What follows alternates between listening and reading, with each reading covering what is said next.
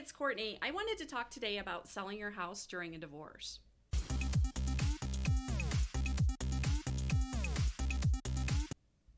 So selling your house is pretty stressful enough, but when you're getting divorced, that stress level is magnified. So let's look at some of the common issues that arise during a divorce situation when selling. Motivation levels.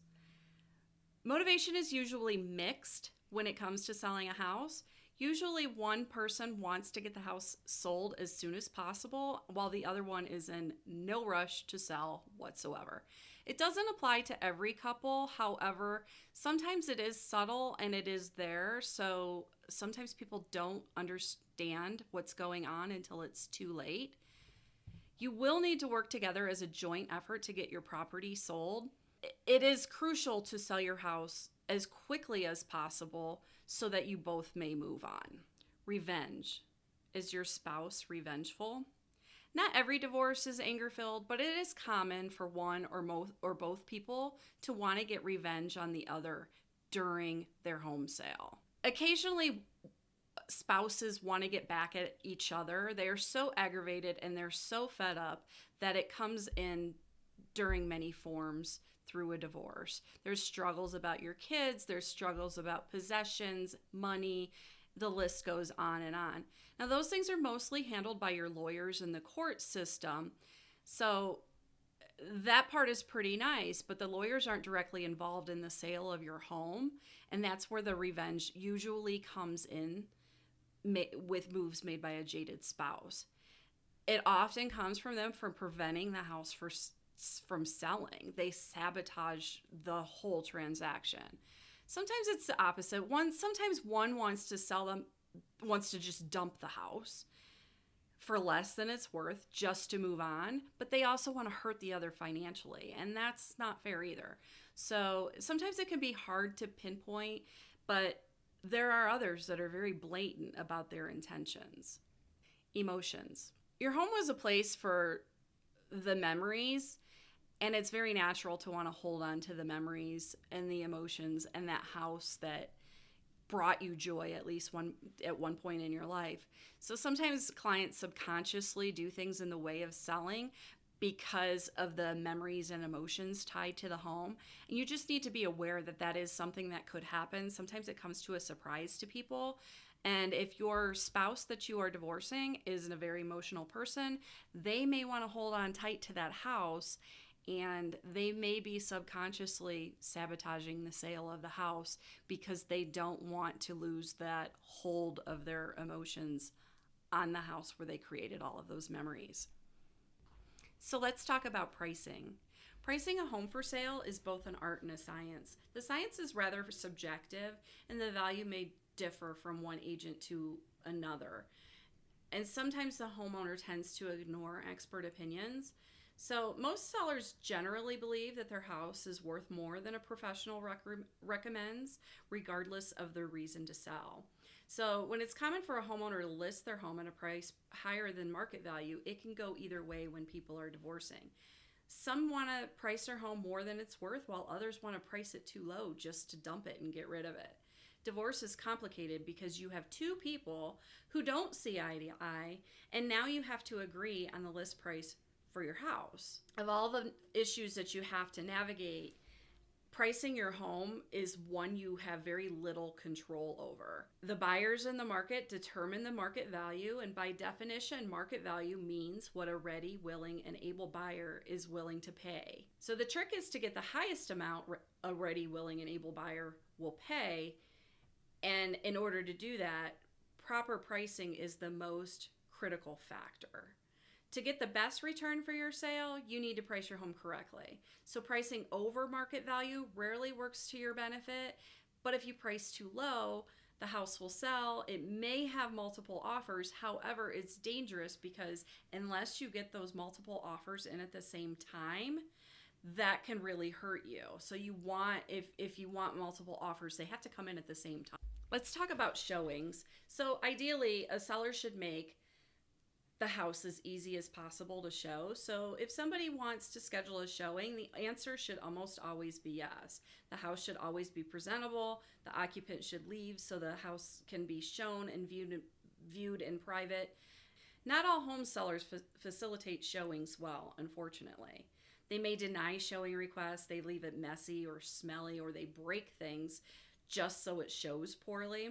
Oftentimes, they refuse to leave for showings and they sabotage the viewings, making the buyers feel uncomfortable.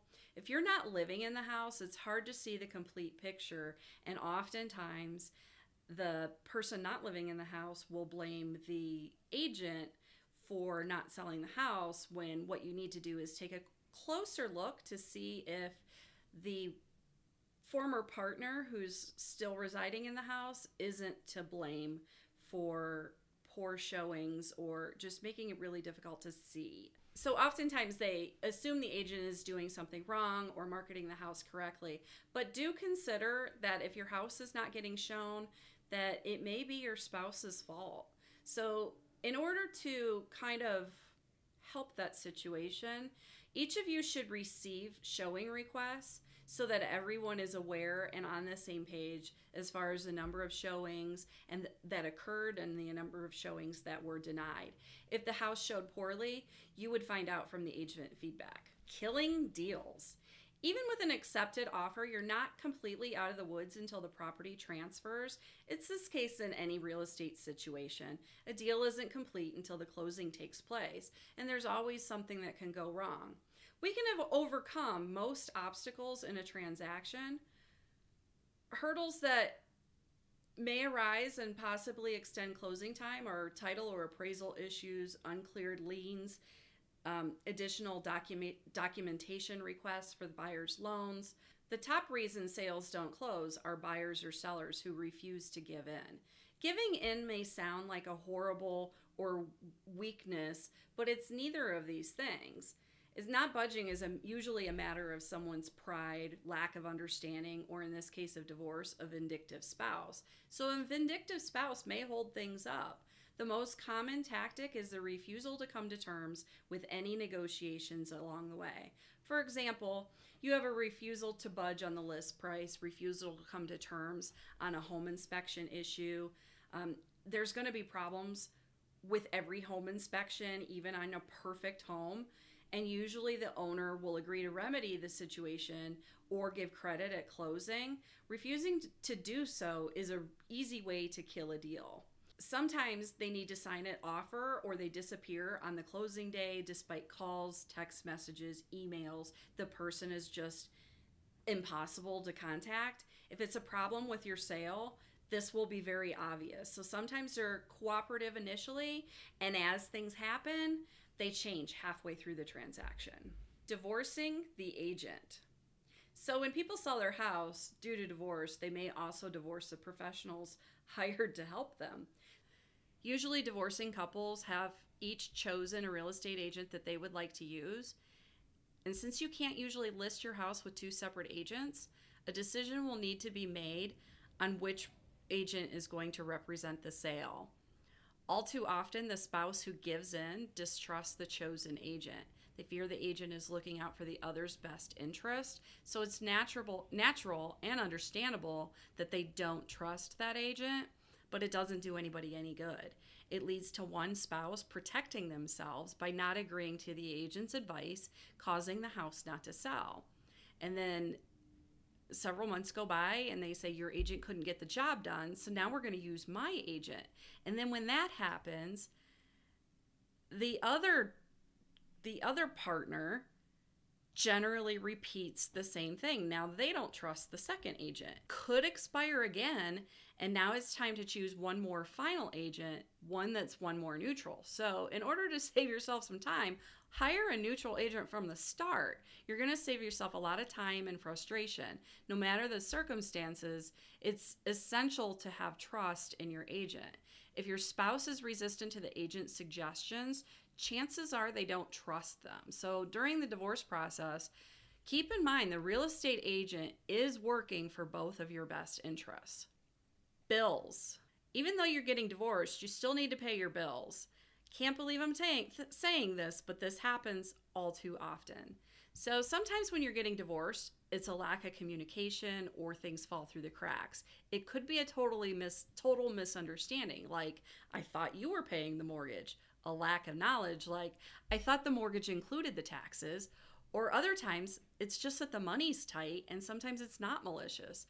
A spouse will purposely not pay a mortgage or other bills to ruin the credit of their future ex. So no matter what the reason is, this can hurt your home sale in many ways by leading to liens on your properties, legal action like a foreclosure, accumulated late fees and penalties, adding to the principal balance, creating a new need for a short sale when you didn't have one before.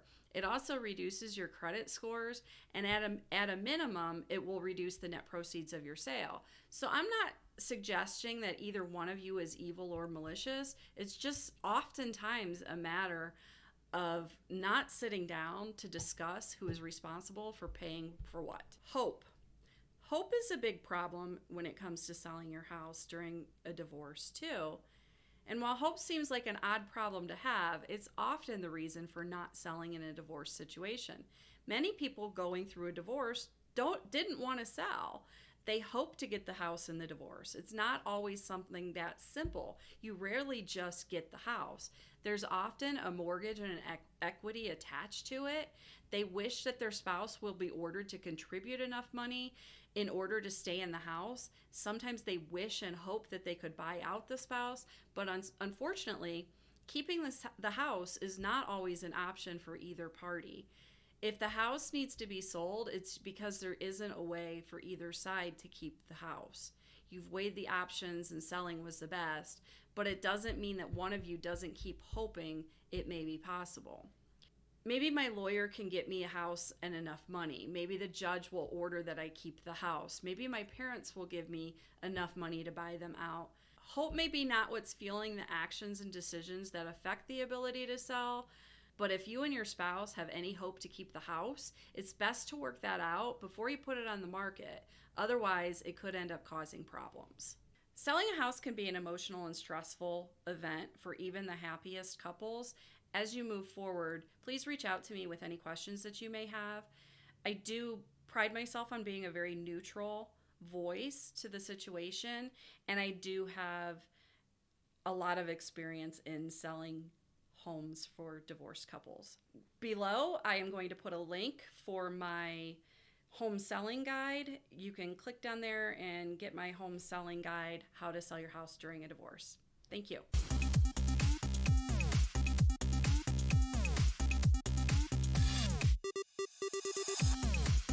What's preventing your house from selling is your spouse in the house.